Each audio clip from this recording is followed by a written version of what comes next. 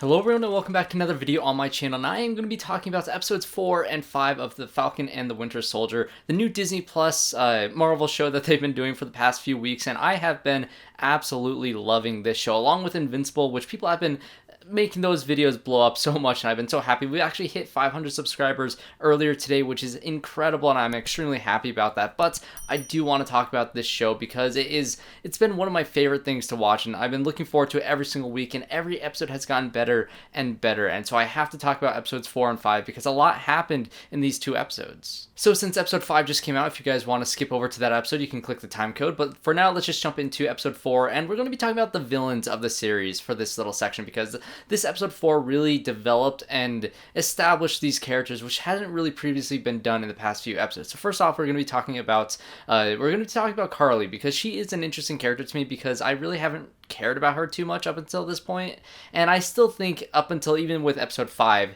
the entire Flag Smashers storyline has been the weakest of everything in this entire show, unfortunately, because they haven't given enough depth to these characters, and they finally gave Karli a lot to do in this episode, and especially that conversation that she had with Sam about their, I guess, philosophies on this idea that after everybody came back, so many people who had gotten a chance to actually live full lives have been pushed back onto the streets, like her family, like people that she cared about. And you really get to see this conversation between Sam and Karli and how they really want the same thing for everybody. They want everybody to be able to live their lives and to be accepted into society, only she is just doing it the wrong way. And that's what the best villains do. They have a good philosophy and they have a good, I guess, ideal that they're striving towards, something that you can get behind in terms of like maybe the basic aspect of it, even though they're doing it through a terrible means. And that's exactly what happens with this character, and that idea of corruption with the super soldier serum, and the idea of supremacy that they talk about in this episode, that Zemo kind of pushes the narrative on that as well. And that is very, very fascinating. I love that they're diving into this in this episode with those characters, and it really gave me a lot more to care about her in general, but I still think she's the weakest of all these characters. I'm really hoping the finale does a lot more with her, because she was kind of popping in and out of episode 5. You know, she's planning her big thing at the end of the episode. You know, Sam and Bucky were not able to get to her. They're not able to make her see that they are on her side in at least a very small way. She still has major trust issues and she has a long way to go, and the finale is really going to focus on her. So I'm really hoping that the finale really hammers home this entire storyline that I've been just kind of watching throughout the entire series, that's just been in the back of my mind, because there's so many other things like Isaiah Bradley and John Walker, and of course you have Sam's acceptance of accepting the shield and all that amazing stuff that the show has been doing. Karli's been pushed off onto the side, and it's just, she has not gotten the attention that she deserves as the main villain of the show, because as we saw with Zemo, which is the next person I want to talk about, he also was just kind of a means to an end, which is what they said in the show. And, you know, Bucky broke him out of prison and had this whole thing of, you know, he was going to try to lead them to that area, and it brought to the whole power broker situation in Madripoor and episode 3, and all that stuff was very entertaining to watch. And he's been very cool because his philosophies on the super soldier serums and the conversation that he's had with Bucky and with Sam has been really great, and he's been a joy to watch, all the memes and everything about him. But then in episode 4, he just kind of, or episode 5 really, wait, I'm forgetting which episode it happened in, but really, he doesn't have much to do because he's turned over to the Dora Milaje at the end of I believe, episode 5, or partway through episode 5, and so he's not the main villain of the show, which is what I think everybody was expecting for him to be. And it was kind of disappointing to see that, because he could have been so much more in this show, and I think they're really planning on more things with him in the future of the MCU, which is really cool. I want to see more of this actor playing this role because he is really, really good. It's just, you know, there's amazing sequences where he's smashing the super soldier serums and he's doing the things that he wanted to do in this show, and he accomplished that. And being turned into the Dora Milaje just makes a lot of sense for that character, and that ending for that character just happened a lot sooner than I was expecting. I wanted more explosions from him. I wanted more of a threat from him instead of him just being a means to an end. And then you have John Walker, who I really didn't expect to be the main true villain of this series. Yes, you have Karli and you have Zemo, but really I think the main focus focus and the main villain of this show as of right now, and what I think they're going to do with the finale is with John Walker. And this is a very fascinating character because you go into that full philosophy that the Doctor had in Captain America: The First Avenger of how you make a good man great and you make a bad man worse. And he's not necessarily a bad man, he's a good soldier, but instead of giving the perfect soldier the serum, you give a good man the serum. And that was the whole idea of Steve Rogers in the first place. And so what happens when you give a good soldier that serum? This is what happens. You have somebody who doesn't have a grasp on what Captain America is like Sam does. The way Sam goes and talks to Karli and has that conversation that I mentioned earlier. Somebody who would do that sort of thing. Somebody who has faith in people and has trust in them. Somebody who exudes everything that Captain America is in Sam, and it's just not in this guy. And this just makes him the most compelling villain of this entire show because you see his downfall and his spiral and you see the build up to that. And when he gets the serum and when he's punching through walls and he's throwing the shield and breaking through everything, and you can tell that he is powerful, and you don't necessarily see him actually drink the serum. You hear him have a conversation with his friend about, would you take the serum? Would you do it if you had the opportunity to do so? And that conversation pushed him to actually drink it off camera, and you see him, really being powerful like Captain America is, like Steve Rogers was, and you see how dangerous that is put into the wrong hands. And he, kills somebody because his friend is killed in this episode, and that was just insane to watch. It's one of the most intense scenes that Marvel has done, and the bloodiness of it, the actual brutality behind it was extremely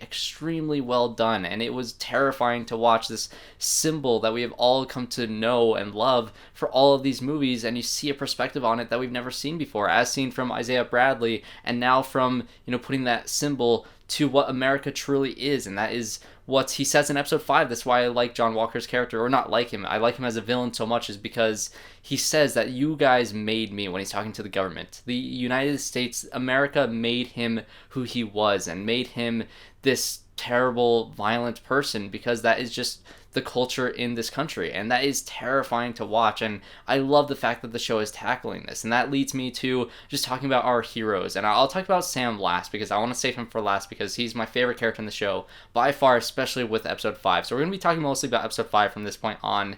And I absolutely love these characters. Bucky got a lot to do in the past few episodes of him realizing that's not necessarily, making amends and avenging the things that he did in the past. That's not what you do. That's not how you make yourself feel better, because that's exactly what it's doing. You're doing it for a selfish reasons. You're not doing it to help those people that you think you've wronged. You're apologizing, you're saying sorry to make yourself feel better. And this is an idea that's extremely relatable to me. This is extremely true. When you're apologizing to somebody or when you're trying to make up for something wrong that you've done, you do all these things just to make yourself feel better, but that's never the right thing to do. The best thing to do is help the person by actually, having the correct conversations and helping them become better and helping them get out of that mess that they're in. And that is what Bucky needs to do, which makes me extremely excited to see where his character goes in the finale, because I want to see him right these wrongs that he's done in the past, especially with that character in the first episode, how he's, kind of becoming friends with him and walking around with him, and he's the one who killed his son, which is just very, very hard. Like, how do you even start that conversation? It's a very haunting conversation that he's going to have, and I really hope we get to see that, because we've never really dealt with Bucky's trauma, all this PTSD and all these terrible things that he's done throughout all the movies. Even though he was the Winter Soldier, that still was him, and you can't just brush that off. You have to focus on that. That's what I love why this is a show, because you're giving this character, somebody who's just kind of been off on the side for so long, and you get to see that scene in episode 4 of him, in Wakanda, finally being able to break free of those words that Hydra instilled upon him that made him the Winter Soldier, and seeing him fight back against that with Io saying those words, and it's just extremely, extremely powerful. I loved that scene, and coming to episode 5 of him having that conversation, that heartfelt conversation with Sam about how he needs to do these things to actually do some rights to the people that he's wronged. That is something that he really needed to hear, and only a Captain America type character can give him that advice. And that brings me to Sam, who is just perfect in this show. I love Anthony Mackie in this show. If I'm being honest, I wasn't really excited for this show because the trailer's more focused on the action aspect of it. And yes, you get those amazing action sequences like at the beginning of episode 5 with Sam and Bucky fighting against fake Captain America, and this intense action sequence that made me just like cover my mouth when they broke his arm and they're fighting for the shield, and this extremely emotional build-up that has happened from episode 4 now to 5. This action sequence has been the best the show has had, but that's not what I really wanted from this show. I wanted those deeper character moments, and episode 5 is my favorite by far because it deals with the deeper character conversations and those motivations and those, I guess, struggles that they have with each other and their own motivations and what they want as a character, and that's what they really dealt with Sam in this episode. And the more dramatic moments of the show have been my favorite by far. The conversations with Isaiah Bradley of learning his past history